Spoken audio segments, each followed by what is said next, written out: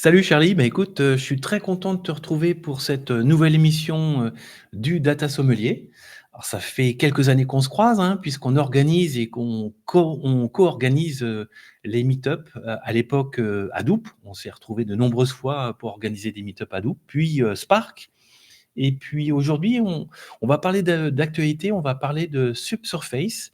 Donc c'est une conférence qui a été organisée par Dremio la semaine dernière. C'était 2 jours, une conférence hybride, hein, puisqu'il y avait du présentiel, mais aussi à distance. Et on va en profiter aussi, puisque ça a été organisé par Dremio, pour refaire un petit point d'actualité sur ce qu'est Dremio, les grands points de roadmap et de fonctionnalités. Et puis on terminera par décrire un petit peu ce qu'on a pu découvrir lors de cette conférence Subsurface. Ok, salut Stéphane. Merci pour ton invitation. Donc, on va effectivement passer rapidement sur ce qu'est Dremio et effectivement pousser un peu la chose en regardant qu'est-ce qu'ils nous ont annoncé à Subsurface, ou en tout cas qu'est-ce qu'on retiendrait suite à ces annonces. Ouais, qui est Dremio? Moi, je les ai connus en 2014, 2016, par là. Ils commençaient, il y avait les débuts, en allant avec mes allers-retours à San Francisco ou San José plutôt pour le Hadoop Summit. Il m'avait dit, les gars que je connaissais, je vais citer son nom, c'est Julien Ledem. Il écrit pas mal de blogs intéressants et tout. Et je pense que c'est quelqu'un que tu pourrais effectivement inviter à Datanosco. Il m'avait dit non, mais regarde ce qu'on fait, c'est vraiment cool et tout. Et je me dis, ok, enfin, je vais suivre ça. Donc, dès que Dremio est sorti en 2017 en version 1, j'ai testé et je pourrais dire que j'en suis tombé amoureux. Tellement c'était cool. Mais au-delà, c'est qui cette boîte aujourd'hui? Ça a pas mal grandi, forcément. Pas mal de références en France quand même déjà. Les Michelin, les BNP, les OVH. OVH est un client de longue date, on dira. Nous, on a pas mal accompagné RTE. RTE fait des choses très bien. Il y a un monsieur qui s'appelle Arnaud Renard, pareil, tu peux l'inviter. C'est un très bon, enfin, ils apprécient énormément Dremio. BIC, qui a déjà fait son retour à Big Data Paris, qui aussi a refait un retour là à Subsurface. Donc voilà, c'est une boîte qui grandit pas mal de références, avec effectivement un gros commitment, comme ils disent en anglais, sur l'open source. Donc sur des projets comme Iceberg, comme du coup Apache Arrow, dont ils sont à l'origine, Parquet aussi beaucoup, et des projets comme aussi Apache Calcite, qui va un peu revenir sur le devant de la scène là, je pense, c'est prochain mois. Donc D'accord. voilà, une bonne boîte avec beaucoup d'open source et une bonne philosophie aussi de ce point de vue-là. Si on devait classer Dremio dans les outils de data intégration, on le placerait niveau data fédération, c'est ça?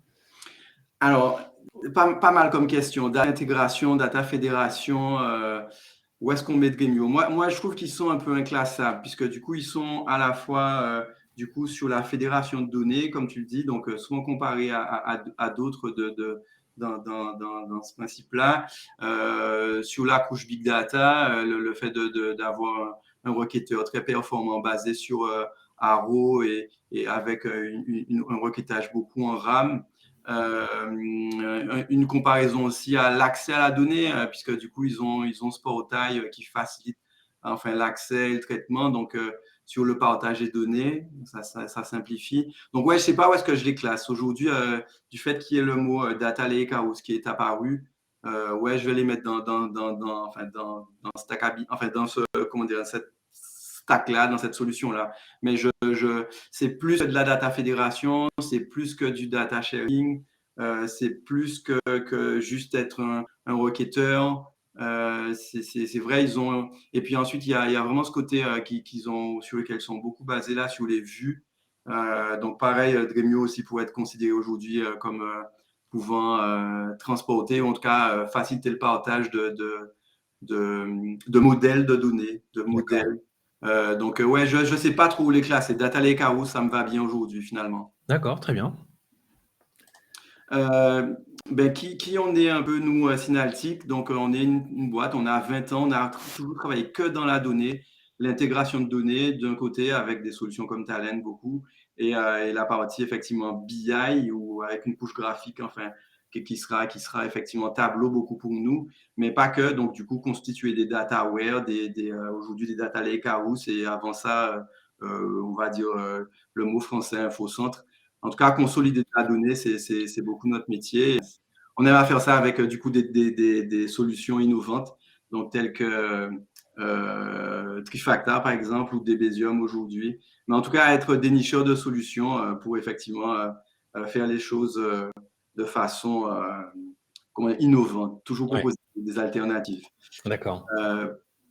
Donc, Dremio s'inscrit enfin dans une longue histoire de l'analytique qui a commencé avec les bases de données, les bases de données Oracle, où on a eu des data warehouse, on est passé par là, nous, on a connu l'informatique open source et la naissance de l'informatique open source et de la BI en open source, la vague Big Data, Hadoop, Spark, Hive maintenant beaucoup dont on parle, et tout, la partie Cloud Data Warehouse. Et puis maintenant, on a le Data Lakehouse qui pointe son nez et qui transforme la façon dont on gère la donnée avec un découplage fort à 3 niveaux même, le stockage, le calcul et la donnée elle-même, donc ça fait 3 niveaux.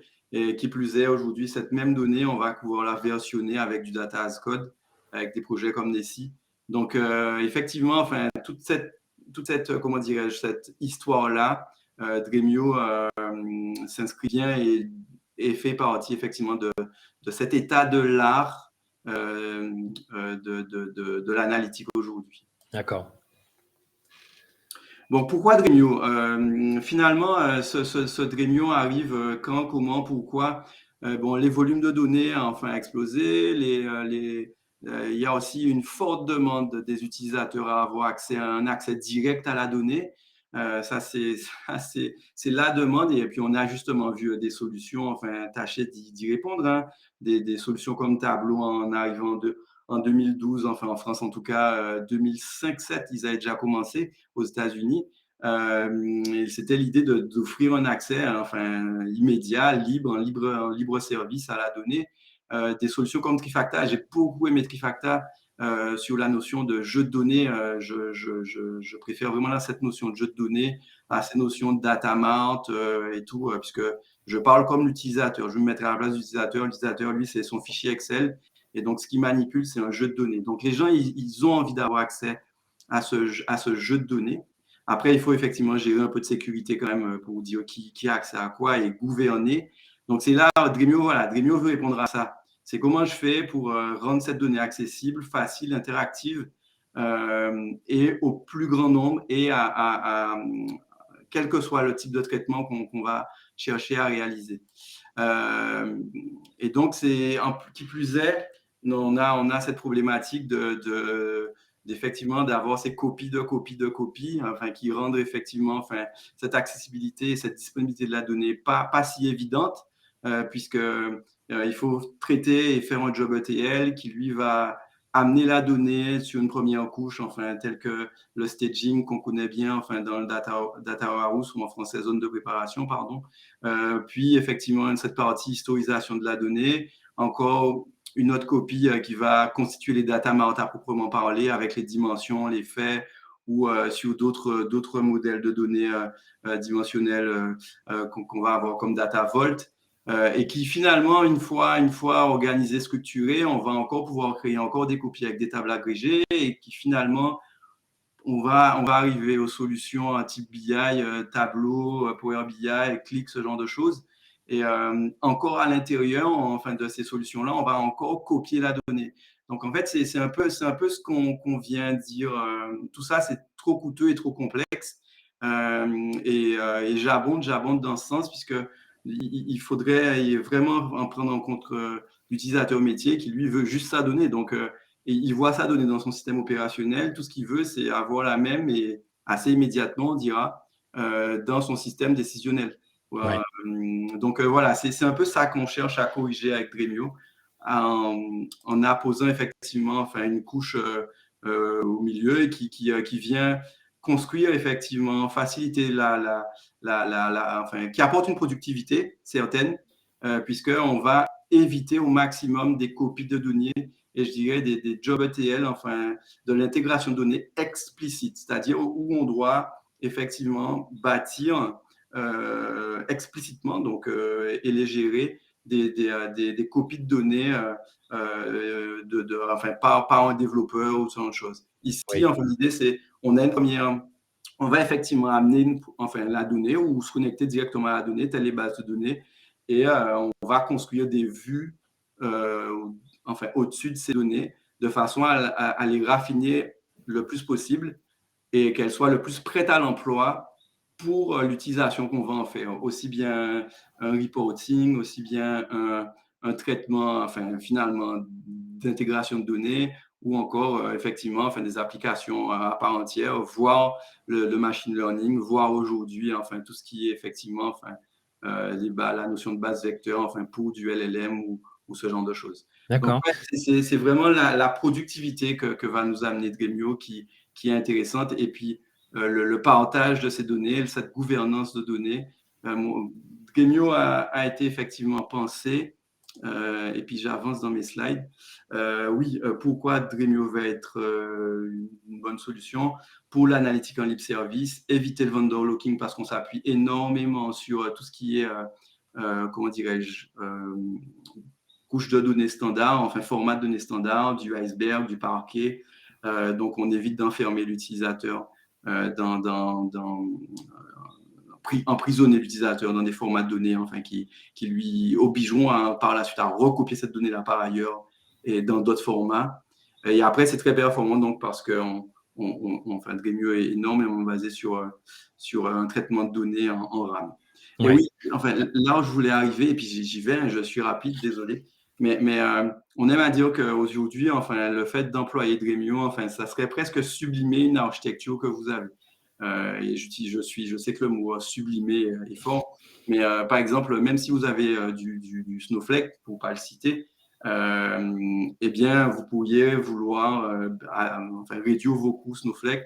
Ben, OK, vous pouvez très bien continuer à garder enfin, vos données enfin, dans Snowflake, mais éviter effectivement qu'il y ait enfin, du requêtage et du requêtage enfin, qui soit fait par chaque utilisateur. Mais bon, c'est le modèle aussi économique de Snowflake. Et en tout cas, en posant Dremio devant et entre finalement les outils BI et Snowflake. Et comme ça, en fait, Dremio enfin, se ferait fort de mettre en cache les données et éviterait que vous allez retaper ou requêter à nouveau dans Snowflake. Donc, D'accord. D'accord. donc c'est vrai que là-dessus, il est assez original dans son positionnement. Il va fonctionner aujourd'hui avec du DBT parce qu'on a les plugins qui ont été faits par la communauté d'abord et repris par Dremio. Il va très bien fonctionner par exemple avec un talent puisque du coup, dans la mesure où il y a du iceberg, du coup, on va pousser de la donnée et faire de l'ETL, le LT, enfin avec Dremio et iceberg. Donc, c'est des choses qu'on fait aussi pour nos clients. On a les composants talent pour Dremio. Et puis, de la même façon, il va s'installer aussi bien en cloud qu'en-prem. Donc, ça, c'est assez génial. On va même pouvoir faire des choses de façon hybride. Donc, typiquement, les premiers tests que j'avais fait avec Dremio, on avait eu à travailler pour Euronext. Et puis, Euronext, ils ont des données qui sont chez Azure et des données qui sont chez AWS. Et ouais, c'était marrant de leur dire, mais vous savez, c'est pas si grave. On peut très bien du coup, connecter les deux environnements à Dremio, par exemple du point de vue stockage ou du point de vue base de données. Et effectivement, enfin, fédérer, enfin, on utilisait ce terme-là tout à l'heure, ces données-là dans Dremio, quoi. Ouais. Donc, D'accord. vraiment, enfin, il y a les possibilités sont larges. Une chose aussi, enfin, que je trouvais très intéressante, on passe souvent à copier de la donnée, enfin, de recettes, enfin, de prod à recette, de recette à dev, et tout ça. Et il y a une architecture qu'un gars proposait et que je trouvais ça original. C'était effectivement, on garde notre instance Dremio, quitte à effectivement gérer les notions et ensuite de répartition de charges par rapport au nombre de nœuds enfin, qu'on pourrait avoir sur Dremio, donc faire ça. Mais par contre, ce qui était intéressant, donc, c'est que finalement, enfin, toutes les données enfin, de production, elles peuvent effectivement être directement accessibles dans une instance de Dremio de développement, au sens où on ne va pas recopier en fait toutes nos grosses données enfin, ailleurs, ou en tout cas en faire des échantillons ou quoi, et pas avoir effectivement enfin, cette grosseur des données, en fait, cette profondeur de données. Voilà, enfin, Dremio enfin, facilite ça, quoi. Enfin, on a nos deux instances, on tape sur du coup le même stockage et avec les droits d'accès, la gouvernance qui va bien dessus, évidemment, mais ça facilite effectivement ensuite de dire, OK, enfin, le développement qu'on a appris, on sait déjà qu'il fonctionne sur enfin, les données profondes, et on peut le passer enfin, assez aisément, nos vues, nos traitements enfin, sur l'environnement enfin, de production facilement, quoi. Donc, il offre vraiment pas mal de possibilités de ce point de vue-là, et c'est pour ça qu'on l'aime.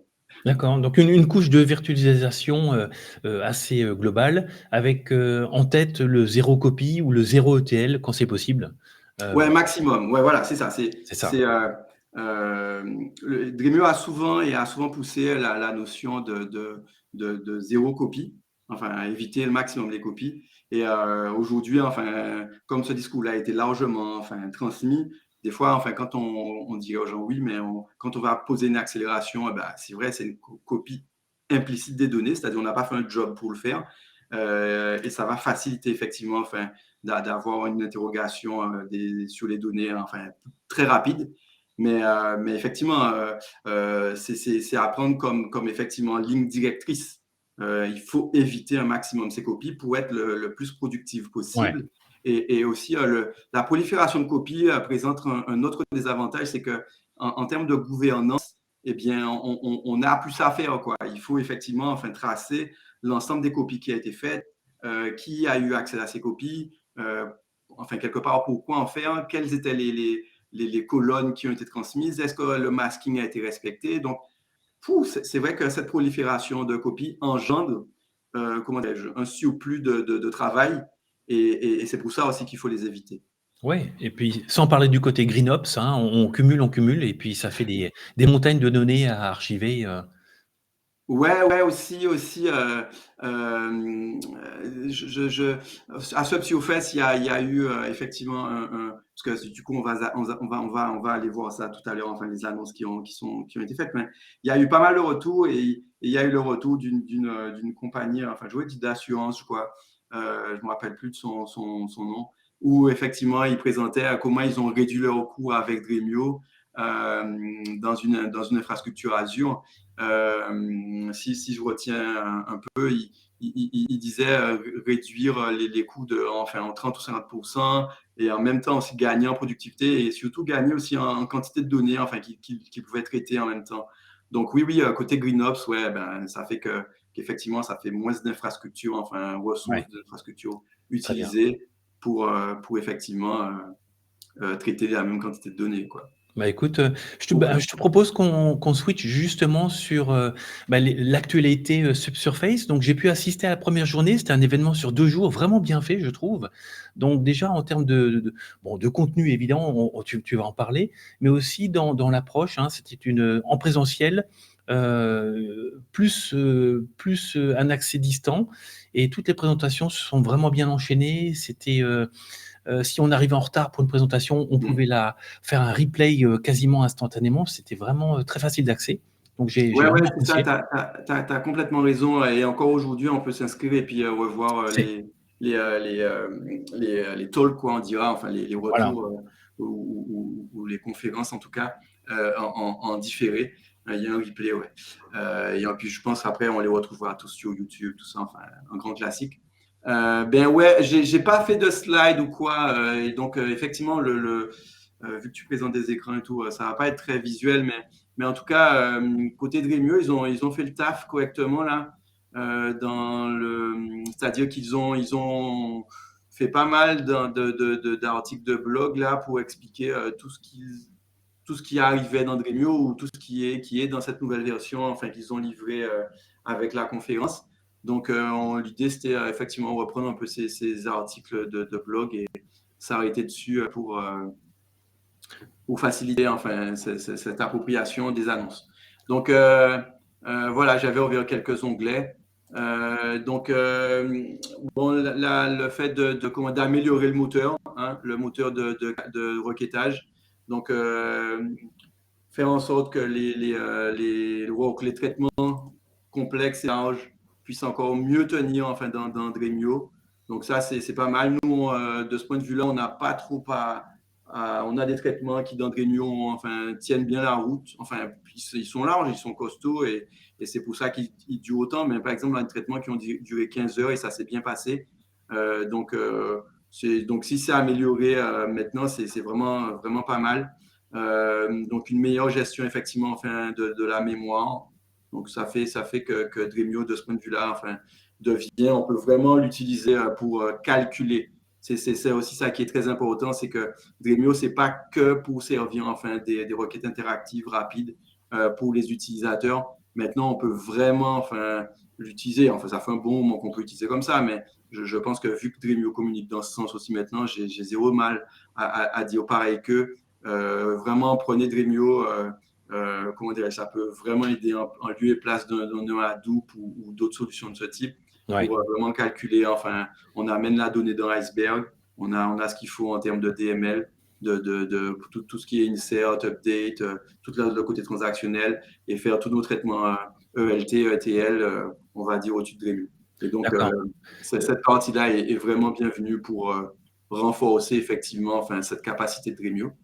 Et juste une petite question, les nouvelles fonctionnalités concernent la version open source d'origine ou là on discute déjà des packaging enterprise? Ok. En fait, tout ce qui est enfin, moteur dans Dremio, on va enfin, généralement le retrouver dans la version open source, la version communautaire. Il y a pas de différence. Et la vraie différence entre la version entreprise et la version communautaire, c'est typiquement tout ce qui est sécurité et sécurité et après amélioration des performances, enfin pas amélioration de performance, mais plutôt du coup gestion de la performance pour cloisonner par exemple des traitements et tout. Ils ont un workload manager qui effectivement est dans la version entreprise. Et globalement ensuite, nous ce qu'on aime aussi bien avec la version cloud, c'est qu'elle est, vu que l'idée c'est effectivement l'informatique à la demande, elle est très abordable en termes de tarifs. D'accord. On a quelques PME qui vont aller assez aisément enfin, sur Dremio Cloud.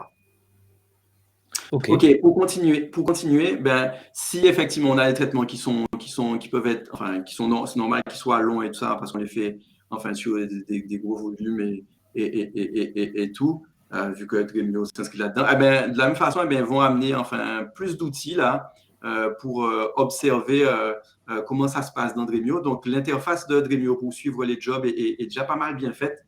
Mais ici, on va en plus maintenant avoir un monitoring un peu plus intuitif avec des choses en fait, déjà plus prêtes à l'emploi pour directement enfin, connaître l'usage de Dremio et faciliter effectivement enfin, du fine-tuning. Donc, par exemple, dans l'interface graphique, on va directement retrouver les requêtes qui sont les plus lentes, les utilisateurs qui sont plus consommateurs et tout ça. Donc, c'est pas mal intéressant. Ensuite, Dremio va maintenant aussi offrir plus d'outils d'export enfin, pour s'intégrer à des outils de monitoring enfin, classiques, du Datadog, du Splunk, du Prometheus. Donc ça aussi, c'est vraiment enfin, intéressant.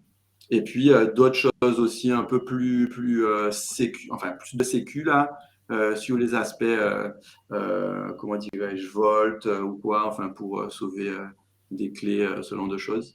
Donc, un peu plus de sécurité donc, pour gérer tout ce qui est privilège. Pendant que j'y pense, une amélioration qui est apportée aussi sur la partie dont on a parlé tout à l'heure, sur les performances et la mémoire. C'est effectivement la capacité enfin, je crois que j'ai perdu ce que je voulais dire. Mais en tout cas, vraiment, enfin, des améliorations sur ces parties-là. J'avance, le temps passe.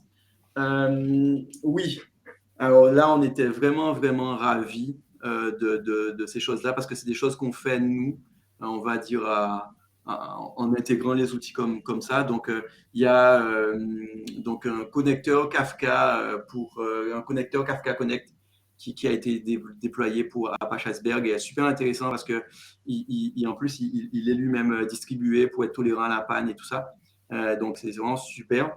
Et ben là, enfin, Dremio l'a intégré, en fait, c'est-à-dire qu'en gros, Dremio nous le cache et on va pouvoir avoir à même l'interface de Dremio et à même les commandes SQL de Dremio la capacité effectivement à venir dire on veut aller lire un topic Kafka et il faut l'amener directement dans Iceberg et ça, voilà, ça va être une simplification très, très, très, enfin, très, très attendu. Je crois que ça fait longtemps qu'on voulait du Kafka connecté à Dremio. Donc ça, c'est vraiment, vraiment sympathique. Euh, et de la même façon, on va pouvoir aussi avoir ce qu'ils appellent enfin, la copie automatique de données enfin, depuis S3. Donc, en gros, on va pouvoir déclarer un répertoire S3 dans lequel on a des fichiers, par exemple, qui arrivent tout le temps et du coup, dire à Dremio de pareil, de faire ces copies régulières enfin, vers Iceberg.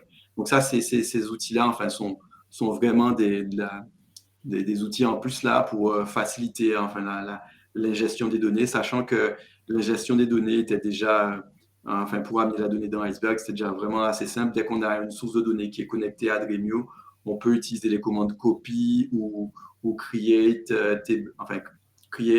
create table as select pour effectivement amener de la donnée enfin, dans Iceberg et enfin, du coup s'en servir comme premier coup, gérer tout ce qui est historisation. Donc ça, c'est vraiment enfin, pas mal.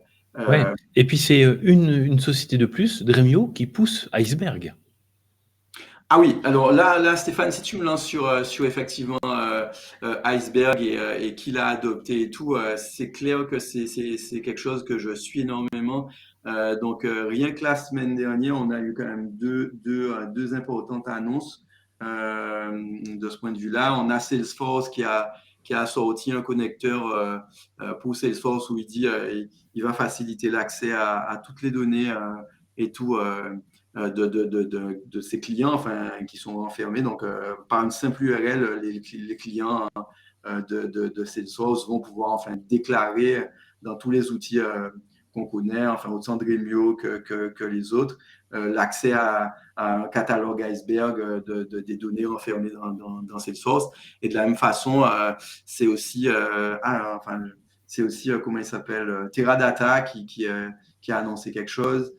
Donc, voilà. On a OVH aussi qui a sorti son lakehouse basé sur Iceberg.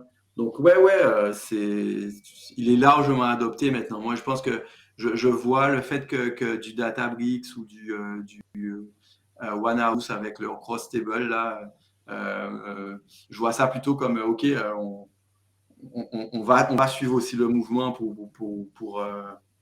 pour effectivement faire avoir Iceberg au catalogue, quoi. Ouais, ouais, mais il y a un mouvement de fond pour Iceberg, on dirait, hein, une adoption assez globale, hein. On commence à le Je pense percevoir. que ouais, le standard pour l'analytique on va dire que ça va être celui-là et tout. Et qui sait, peut-être qu'un jour ça pourrait aller plus loin. Enfin, en tout cas, avoir un truc du même acabit sur le transactionnel, ça serait pas mal aussi.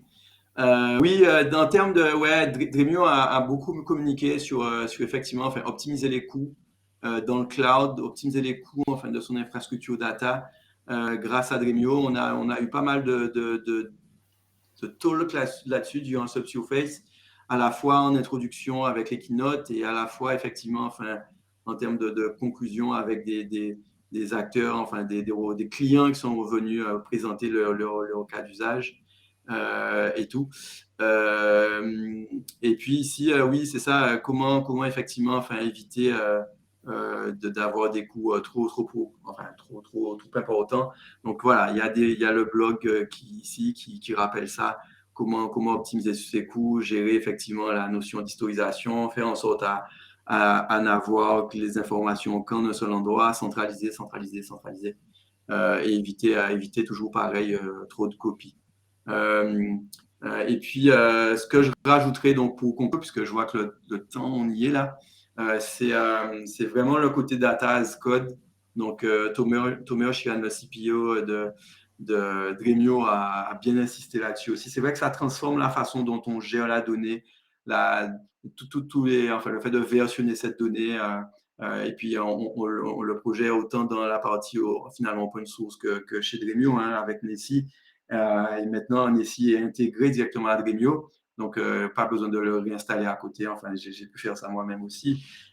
Et donc, on va vraiment pouvoir avoir une nouvelle façon de gérer ces projets en termes de gouvernance.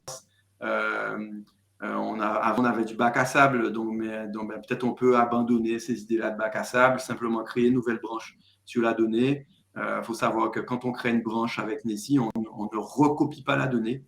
Donc ça aussi, c'est super important. Ouais. Donc, on va copier cette branche, on va donner accès à cette branche à qui va bien. On va pouvoir réaliser nos traitements. C'est un traitement one shot et on a voulu vérifier quelque chose, eh bien c'est bon, on supprime la branche. C'est un traitement sur lequel on voulait apporter des améliorations à la donnée, à sa structuration et tout, et à son enrichissement. Eh bien, on va pouvoir effectivement dire à un moment donné, OK, on peut merger sur les données principales. Donc, vraiment, des nouvelles façons de gouverner, de gérer des projets de données. Et aujourd'hui, c'est dans Dremio, quoi. Écoute, super, merci Charlie. On mettra les liens dans le mémo qu'on va rédiger. Comme ça, tout le monde pourra avoir accès à ce blog, à ces articles. Et on fera un petit rappel sur les conférences qui sont en replay déjà disponibles. Donc, on invite tout le monde à aller voir ce qui se passe du côté de Dremio et du côté de cette conférence Subsurface. Alors, d'où vient le nom Subsurface, tu sais ou pas, non? Je ne sais pas, mais en tout cas, faut savoir que assez tôt, et donc le côté par rapport à Iceberg, moi j'avais avec Arnaud Renard des RTE assisté à une présentation spécifique dédiée à RTE de Tomeo Shiran, et toutes les questions auxquelles on lui posait, elle nous disait OK, ça sera résolu avec Iceberg. Et j'avoue qu'à ce moment, j'avais pas encore de recul sur Iceberg et je comprenais pas tout. Et ils avaient déjà leur idée en tête. Donc le côté, le narval, je sais pas si le narval vit lui-même dans des eaux glacées, mais en tout cas, ils avaient eu une vraie idée de ce qu'allait être Iceberg pour Dremio. Et donc, Subsurface, certainement, effectivement, l'aspect Iceberg. Ouais. Bon, je sais pas d'où ça vient. Oui, c'est justement, pour inviter les gens à la semaine prochaine, du coup, je sais pas quand est-ce que tu vas diffuser ça, mais il y a aussi une conférence Iceberg qui va être très intéressante. Je vais regarder. Bon, ça sera de très bon niveau, puisqu'ils vont descendre assez profondément dans l'aspect technique des choses. Mais ça vaut le coup de s'y intéresser d'ores et déjà et comprendre les impacts que Iceberg va avoir effectivement dans la gestion de données. Effectivement, moi je vais essayer de pas tarder pour mettre cette vidéo en ligne. Et puis, effectivement, l'Iceberg Summit, je crois que c'est le 13 et 14 mai, la semaine prochaine, il me semble. C'est ça. Voilà, donc j'espère être suffisamment rapide pour mettre tout ça en ligne. En tout cas, Charlie, merci beaucoup pour cet éclairage Subsurface et puis de ce qu'est Dremio. J'ai l'impression qu'il y a beaucoup de choses à montrer encore, donc ce sera avec plaisir de refaire des épisodes supplémentaires pour rentrer un peu plus dans le détail sur cette partie Lakehouse, sur cette partie virtualisation, la connectivité Iceberg. Il y a plein de choses à regarder. Yes. Mais écoute, merci à toi, Charlie. Bonne soirée. Merci à toi aussi, Stéphane. Et à très bientôt. À très bientôt.